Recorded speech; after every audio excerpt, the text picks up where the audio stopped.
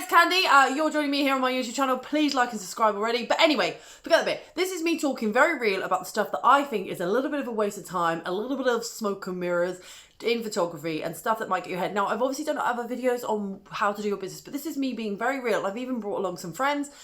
Some of that stuff was recorded while we were in a coffee shop, so just enjoy it. But let's go on it. Get a coffee, enjoy my new mug, and let's sit in for this, because I'm going to be honest, it gets brutal at some point. Corinne West, media photography person. What is the one bit of marketing or branding advice you have for photographers that you either think is bullshit or could help them? Tick, tick, tick, tick, tick. The pressure. Wait, I need to think about this. Okay, well, Alex, go. Believe in your pricing because you're worth it. It's like a Weller hair commercial. So first of all, logos. I have yet to meet a client who's gone, oh my God, I booked you because your logo is incredible. Nobody has ever booked me based on my logo. And do you know what? I probably spent more time agonizing over my logo than I did any other part of my business. I mean, how diabolical is that? And then to top it all off, I didn't even get really a customized one. I went onto Etsy and found some girl designer who's absolutely talented, but I just bought one of her ready-made ones, went, that will have to do. And yet I spent more time on that than I did designing my website. So here's the tip. No one's actually that fussed about logos. Yes, it's nice to have branding and stuff, but if you're going to spend more time doing your logo, you're in the wrong thing. Get on with your website, build it so it's slick, do your contracts, learn about your cost of doing business. So do those. I know I've covered these, but these are the stuff that I see regularly people talking about in the groups, okay? Like in the Facebook groups, what do you think of my logo? What about this option, this option? I get that you want to talk about it, but it's kind of one of those things that's like people focus so heavily on.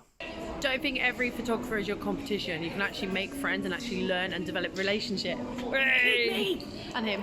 Because at the end of the day, there's enough clients to go around. Don't be afraid to post some of your own work in your own style, because I've actually got bookings from my strange paranormal work that I do, and I also get bookings from talking about the paranormal as well. And these are wedding bookings.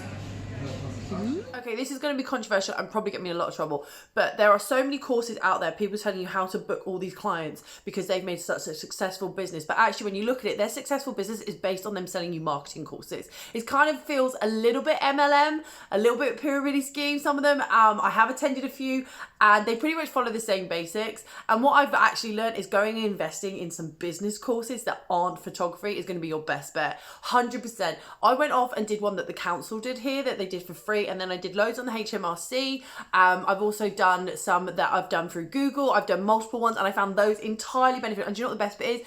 Most of them I didn't have to pay for. There's a lot of free content out there, but be mindful of who's teaching you, because a lot of people, not all of them, for example, I really want to go do the Chris Ord one that he does. So anyway, so that some of them I feel are, you sign up for like a course and you end up basically being the whole reason they're successful. It feels like perhaps they aren't the most successful photographer. They just know how to sell courses to people. And as a photographer who wants to learn to be a better photographer and you want to get a profitable business, it seems to be that the only way you're going to do it from their own business model is to actually start doing marketing courses. So it just seemed a little bit peculiar to watch that. So be mindful of who you're learning from. Go on, Alex. Don't do jobs for free, you're worth more. And I know some people really like logo shirts. They 100% like logo shirts. I don't. I see logo shirts as a whole different trade group that provide a different kind of service.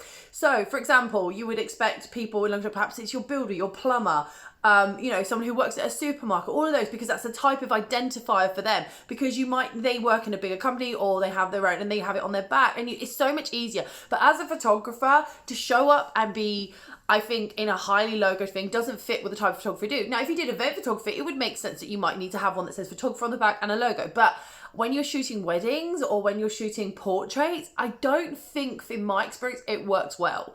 And this, I know people are going to go mad at me for, because I know there's companies out there that literally sell bespoke logoed t-shirts to photographers or little captions on them.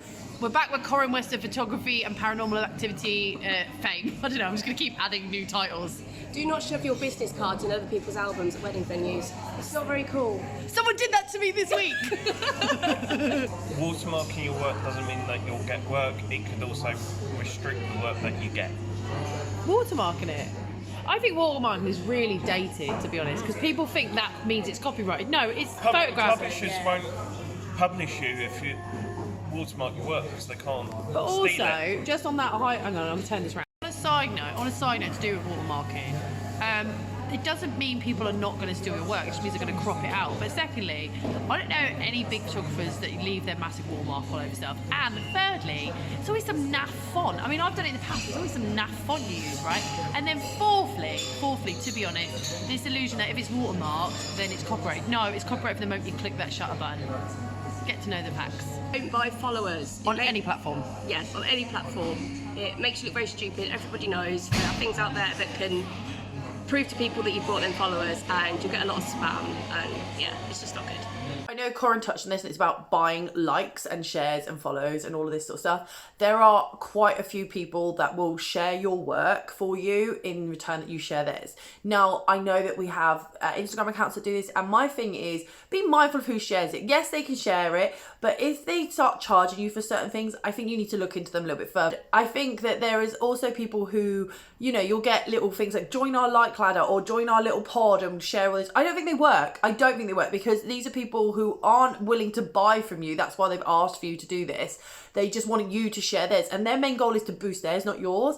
And I think there's a lot of insincerity in this, and you are going to do a lot better if you stay away from those and just build it up yourself. If you ever go to a show or a trade show or a seminar and someone says to you, you need this to be professional, the answer is probably no. There isn't like, get this lighting to be professional. I think there's this big hype that when the famous YouTubers, the famous Instagram photographers start using them, you need that to be professional. No, what you're buying into is a marketing thing. So just be mindful that you can make great work with you can make great work with any equipment that you've got right now. Controversial group shoots. Don't enjoy them, have yet to enjoy them, find them incredibly awkward, a bit of a time waster, and like networking with other photographers, I'd rather meet them down the pub. It gets competitive, there's always some sort of drama that happens, I don't care what anyone says, and if you do one that is based on like, I don't know, like you do one based on a group of people shooting, I don't know, a styled shoot, essentially what you're going to get is loads of photographers with the same images, and that annoys me. When I have done photo walks, each photographer has their chance to pose and move the model around in the arena, or sorry, the space, the area, and that gives them some flexibility in what they're doing. They can also change the style of the model, which is why I keep mine real small. But these big group shoots where you have one model in the same outfit posing on the same thing have never ever appealed to me. And I've attended a few, and my opinion has yet to change. If you have been on one though, please comment below why you loved it. And this is the other thing, when they do like wedding ones, and this is, I know people are doing it and it earns them great money, but you know, if you're starting out, it makes 100% sense. But for me, you need to change those images quite rapidly, because there's going to be other photographers using those images in that group shoot. So you're literally just recreating their work or your work, or people think it's the same shoot. I know you're going to edit it slightly different, but they're going to recognize it because you're all going to put out those images at the same time. So yeah, not a fan of group shoots. Alex. If someone offers you can you photograph my charity event for free? But it's also my birthday. Avoid it like the plague. Can we just say charity events are also paying events, because they are raising money and they should have a marketing budget. So don't feel bad if you ask to be paid. Just because they're a charity doesn't mean they're automatically entitled to stuff for free. It seems odd that you should work for free because everyone else sat at that charity event is getting paid a wage. But shooting purely for the gram. And it's a common thing that people say, shooting for the gram, like you need to shoot like quality. The thing is, you are not going to get ahead if you follow everybody else. You are not going to stand out if you follow everybody else. And I think sometimes you need to remember that you are shooting for you, and that leads us really well into shooting your own stuff to get the clients.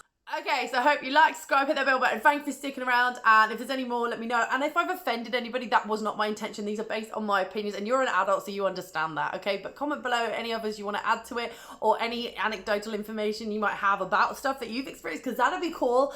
And I'll see you all in the next video. Take care, and keep creating, I guess is the thing, or keep working, keep hustling. Bye.